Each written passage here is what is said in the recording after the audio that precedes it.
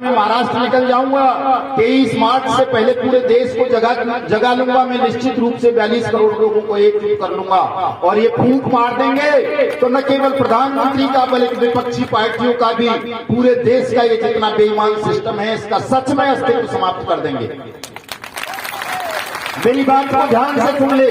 देश का पूरा सिस्टम, शासक, प्रशासक और न्यायाधीश, चूंकि बर्ड्स एक्ट 2019 में तीनों की ड्यूटी बनाई गई है। एसपी क्राइम को प्रत्येक जिले में नोडल ऑफिसर बनाया गया है, डीएम को सक्षम अधिकारी बनाया गया है, भुगतान अधिकारी, प्रत्येक जिले के जिला जज को फास्ट ट्रैक कोर्ट के रूप में नामित किया गया है और इन तीनों की ड्यूटी लगाई गई है कि 180 दिन में आपका भुगतान करें।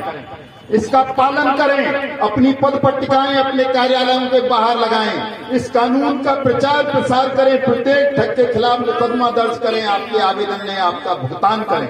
ये कानून ने ड्यूटी बनाई है प्रत्येक डीएम की, प्रत्येक एसपी की और प्रत्येक जिला जज की। लेकिन इसका पालन कितनी जगह हो रहा है? मैं समझता हूं उत्तर प्रदेश के अलावा पूरे देश में कहीं नहीं हो रहा है। एक जिला मध्य प्रदेश का ऐसा है, सिंगरौली, जहां हुआ है अभी, वहां हम गए थे। बाकी पूरे देश भर में कहीं भी नहीं हो रहा है। तो जो अधिकारी, जो मुख्यमंत्री, जो न्यायाधीश इस कानून की अनुपालना नहीं कर रहे, दोस्तों, वो न्यायाधीश के पद के योग्य नहीं हैं। वो जिलाधिकारी या एसपी नहीं हो सकते। वो अपना जिलाधिकारी, एसपी, न्यायाधीश या शासक प्रशासक होने का अधिकार खो चुके हैं कानूनी रूप से। चूंकि जनता देश की मालिक है, कोई प्रधानमंत्री, कोई डीएम, कोई एसपी देश का स्वामी नहीं है, वो सब देश के नौकर हैं। आपने सुना होगा अभी 10-15 दिन पहले देश के कानून मंत्री किरण रिजिजू जी ने कहा, जब देश के चीफ जस्टिस ने कुछ बोल दिया कॉलेजियम सिस्टम को लेकर के, तो कानून मंत्री ने कहा खुद कि नहीं भाई, चाहे वो मुख्यमंत्री हो, प्रधानमंत्री हो, राष्ट्रपति हो, कानून मंत्री हो या देश का मुख्य न्यायाधीश हो, हम सब जनता के नौकर हैं, जनता देश की मालिक है। ये कहा पढ़ा है आप लोगों ने? नहीं, ये बात सच है। आप सब हिंदुस्तान के मालिक हैं और जो भी हिंदुस्तान के शासन से, राजकोष से वेतन, भत्ते या कोई भी स्टाइपेंड प्राप्त करते हैं, वो सब आपके नौकर हैं, देश के नौकर हैं।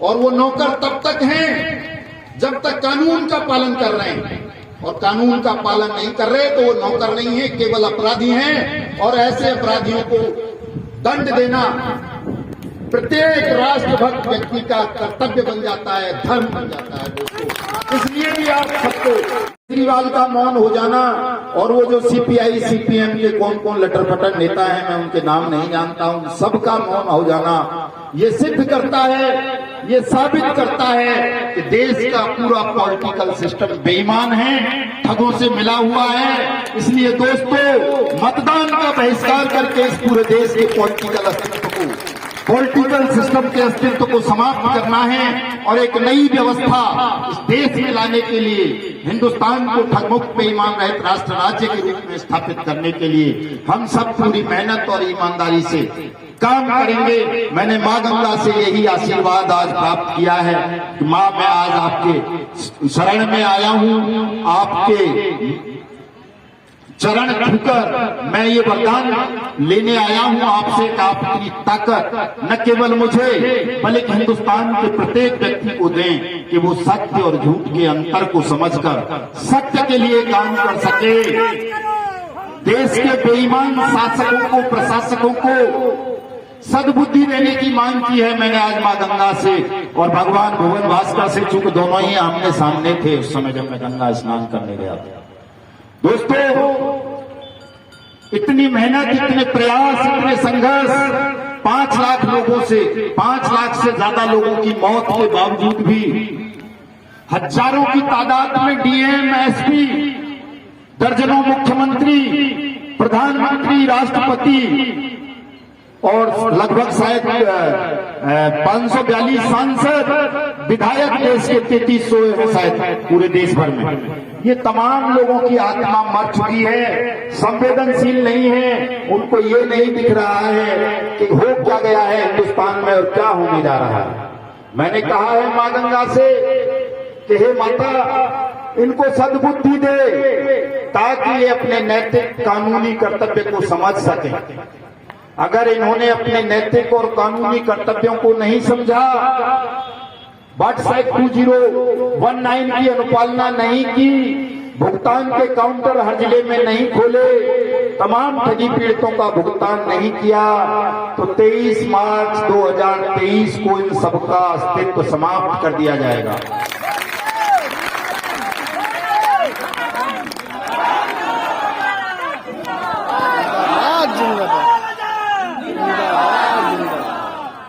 दोस्तों, किसी से डरने की जरूरत नहीं है, भयभीत होने की जरूरत नहीं है, बिल्कुल भी।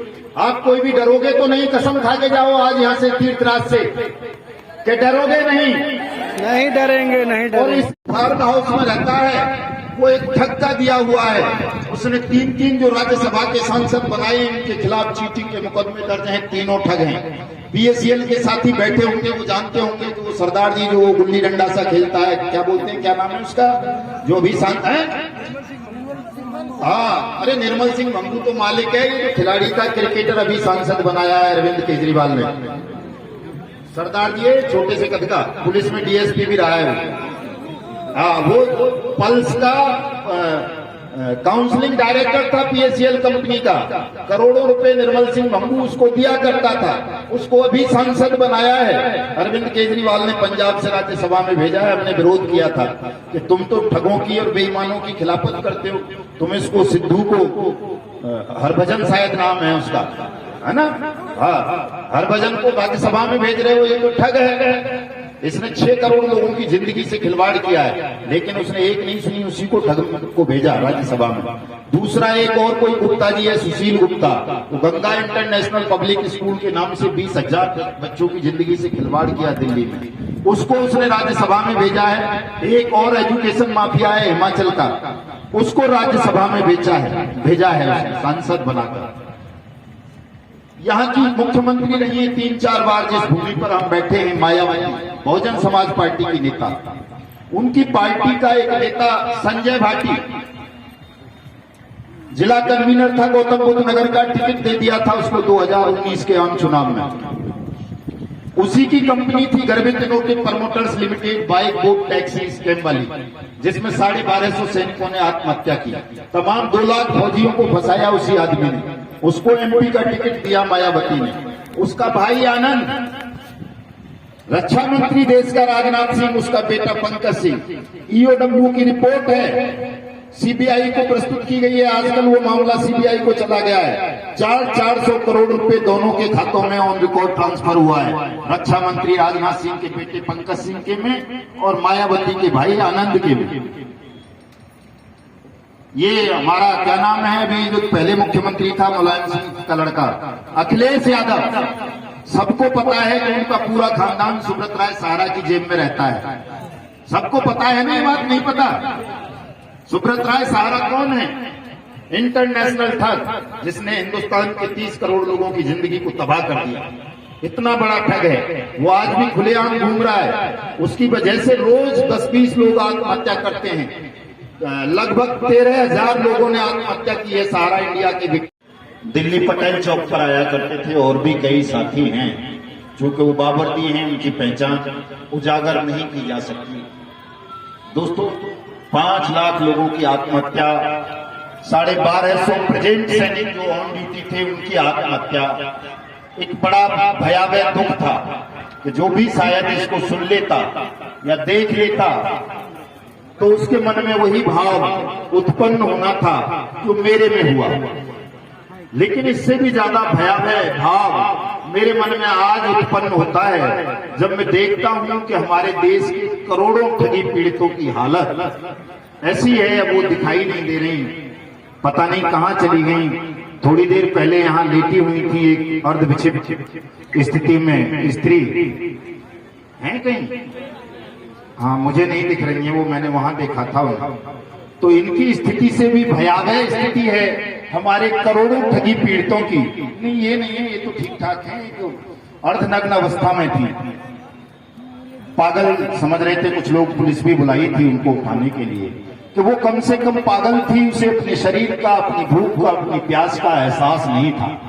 लेकिन आपको अपनी भूख का, प्यास का, मान का, सम्मान का, धन का एहसास है। लेकिन उस सब के बावजूद भी मैं ये क्यों कह रहा हूं कि आपकी स्थिति उस अर्धविक्षिप्त नारी से भी ज्यादा भयावह है, वो मैं इसलिए कह रहा हूं दोस्तों, चूंकि आपको एक मार्ग की जरूरत है, वो मार्ग मिल नहीं पा रहा कि कैसे आपका भुगतान होगा। उन महिला को किसी मार्ग की जरूरत अब शायद नहीं है, इसलिए वो उतनी बुरी स्थिति में नहीं है, वो नग्न अवस्था में भी मस्त हैं। खाने को उन्हें बिस्टा मिल जाए या कोई राजभोग मिल जाए, वो दोनों में शायद अंतर नहीं समझ पाती हैं, वो इस स्थिति को प्राप्त हो चुकी हैं। लेकिन आपकी स्थिति उनसे ज्यादा भयावह मैं इसलिए समझता हूं क्योंकि आप आज भी बहुत सारी चीजों को पहचान पा रहे हैं, बहुत सारी चीजों को लेकर मोहग्रस्त हैं और तड़प रहे हैं, बिलबिला रहे हैं कि किसी तरह से आपको आपकी मेहनत की डूबी हुई जमा पूंजी मिल जाए, या जो एजेंट साथी हैं, अभिकर्ता साथी हैं, उनको केवल अपनी जमा पूंजी का ही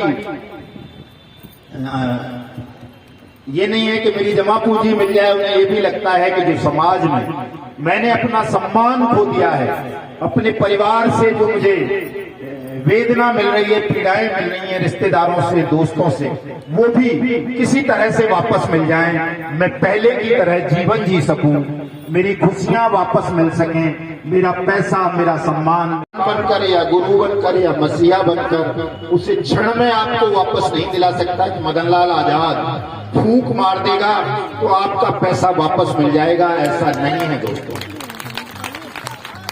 आपका पैसा वापस दिलाने के लिए हमने लंबा संघर्ष किया है, भगवानों से भी ज्यादा। मैंने जिनके उदाहरण दिए आपको, श्री कृष्ण और राम 14 और 13 वर्ष के, या यीशु, या जो भी जिनके भी मैं नाम लेकर आपको गिनाया, उनका 14-13 वर्ष तक ही रहा है। लेकिन मुझे 30 साल लंबा संघर्ष करना पड़ा है, कितनी लंबी जेल यात्राएं भोगनी पड़ी हैं, वनवास भोगने पड़े हैं, उत्पीड़न अपमान सहना पड़ा है, तब जाकर के कहीं इतने लंबे संघर्ष के बाद कुछ कानून हम देश में बनवा सके हैं, अधिकारिता आधारित कानून।